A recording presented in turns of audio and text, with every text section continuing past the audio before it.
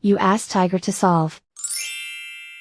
This deals with linear equations with one unknown. The final result is z equals -7.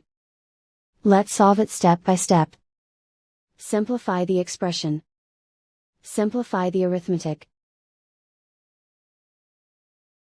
Isolate the z. Divide both sides by -25.6. Cancel out the negatives. Simplify the arithmetic. Move the negative sign from the denominator to the numerator. Simplify the arithmetic. And so the final result is z equals -7.